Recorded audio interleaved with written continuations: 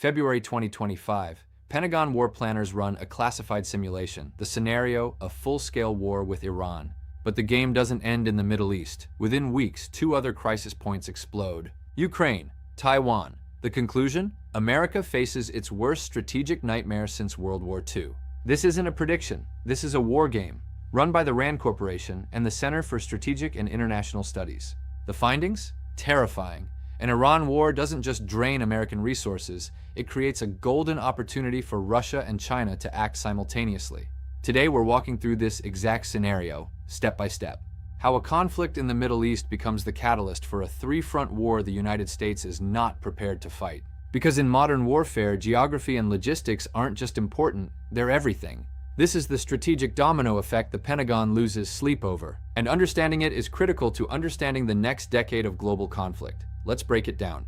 Welcome to Battlefield Insights. Let's begin our tactical analysis. This analysis is based on actual Pentagon war games, RAND Corporation studies, and Congressional Research Service reports on U.S. military readiness. We're not predicting the future, we're analyzing what military planners are already preparing for. We'll show you the Iran trap, Russia's opportunity, and China's calculation. Then, and this is critical, we'll examine whether the U.S. can actually handle this scenario. Hit subscribe, because this is the strategic analysis you won't get from cable news. Here's how the trap works. A full-scale conflict with Iran, not a one-off strike but sustained combat, would require massive American commitment. According to Pentagon estimates, at minimum, 2 aircraft carrier strike groups, each with 20,000 personnel and over 70 aircraft.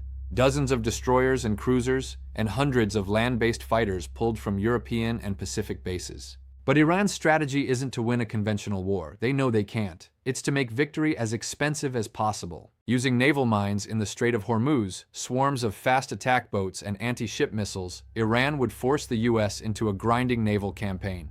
This isn't speculation. This is exactly what happened in war games run by RAND Corporation in 2023. Here's the critical number. A 2023 Center for Strategic and International Studies study found that the U.S. would exhaust its stockpile of long-range precision missiles in less than 1 week. 1 week. We're talking about Tomahawk cruise missiles, SM-3 interceptors, JDAM precision bombs, the weapons that define American military superiority. Spend them in Iran, and you have nothing left for the real threats. And that's exactly what Russia is counting on. Moscow sees a window opening in Ukraine. For over 2 years, Ukraine's survival has depended on Western weapons, Patriot missile batteries to defend cities, HIMARS rocket systems to strike Russian logistics, artillery shells, millions of them. But here's the problem. Most of these come from the same limited American stockpiles that would be needed in an Iran war. Iran war scenario activates. Weapons diverted to Middle East. Ukraine's supply lines thin dramatically. Russia's strategy in Ukraine has always been attrition, outlast Western political will and industrial capacity. An Iran war proves them right. With U.S. production lines already struggling to meet Ukrainian demand, a simultaneous Middle East conflict would force brutal choices. Supply Ukraine or supply the Iran war effort? Not both. Ukrainian air defense batteries shown, Patriot missiles, HIMARS systems, ammo counter decreases. In this scenario, Russia launches a massive winter offensive, not because they're suddenly stronger, but because Ukraine is suddenly weaker, starved of air defense missiles, low on artillery ammunition, and unable to maintain its defensive positions. Russian objectives: break through to Kharkiv, capture Zaporizhzhia nuclear plant, or establish a land bridge to Moldova. In this split screen, we see Ukraine requesting more weapons, while the U.S. is unable to provide, committed fully to Iran. General Mark Milley, former chairman of the Joint Chiefs, stated in 2023, "We cannot fight 2 major regional conflicts simultaneously with our current munition stockpiles." This isn't fear-mongering. This is the top U.S. military officer stating a hard fact. And if Russia moves while America is tied down in Iran, that fact becomes a crisis. But Russia's move would be opportunistic. China's would be calculated, and far more dangerous. Transitioning now to the Pacific. This is the main event. China's entire military modernization for the past 30 years has been built around one objective: the capability to take Taiwan. And the one thing stopping them has always been the U.S. Navy, specifically carrier strike groups that can reach Taiwan in days. An Iran war removes that obstacle. Carriers redeploy from the Pacific to the Middle East. A massive gap appears. Here's the geography problem. It's 6,000 miles from the Persian Gulf to the Taiwan Strait. Even at maximum speed, a carrier strike group needs 14 to 21 days to transit. In a crisis, that's eternity, and China knows it. Chinese military writings explicitly discuss exploiting windows when the U.S. is strategically distracted.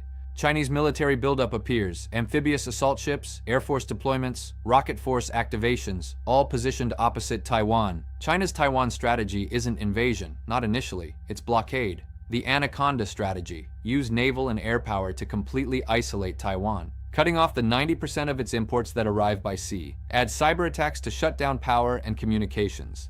The goal? Force Taiwan's surrender through economic strangulation, not military conquest. No D-Day, no street fighting, just slow suffocation. In 2027, Xi Jinping ordered the People's Liberation Army to have the capability to take Taiwan by force. That deadline is 2 years away. But here's what Pentagon analysts believe: China is ahead of schedule. If a perfect opportunity presented itself, they might move early. The nightmare: by the time the US extracts itself from the Middle East, Taiwan is already blockaded. The cost of breaking that blockade, risking war with a nuclear-armed China, becomes astronomically high. This is what strategists call a fait accompli, a done deal before America can even respond. Now here's the other side of this analysis, because fairness matters. The United States spends $850 billion annually on defense. That's more than the next 10 countries combined. It has 750 military installations worldwide, 11 aircraft carriers, and the most advanced military technology on Earth. On paper, no other nation comes close. And America wouldn't fight alone. NATO has 30 member states. In the Pacific, Japan, South Korea, and Australia are treaty allies with capable militaries. In the Middle East, Israel, Saudi Arabia, and UAE would support operations. This isn't the US versus the world. It's the US-led alliance system versus a loose coalition of adversaries. Some military analysts argue that America's sheer dominance is so overwhelming that even spread across 3 theaters, it could deter Russia and China from acting. The argument: these countries know that even a distracted America is still more powerful than them, therefore they won't risk confrontation. But here's the uncomfortable truth: deterrence and actually fighting are different things. Can the US deter aggression on 3 fronts simultaneously? Probably. Can it fight and win on all 3 fronts if deterrence fails? That's the trillion-dollar question no one has a definitive answer to. So, here's where we are. An Iran war creates the strategic conditions for Russia and China to act. Whether they would act is uncertain. Whether the US could handle it if they did is debatable. But what's not debatable is this: American military planners take this scenario seriously, and they're not sure they have an answer. The ultimate question isn't whether the US can win a war against Iran, Russia, and China. Separately, it probably could. The question is whether it can afford the cost of fighting all 3, or even 2, simultaneously, because that cost might not be measured in dollars or ships, but in the loss of global credibility, the collapse of alliances, and the end of American strategic dominance. This is the strategic reality of great power competition. If understanding these connections is crucial to you, subscribe to Battlefield Insights. Next analysis: how Taiwan's geography makes Chinese invasion nearly impossible. Links on screen.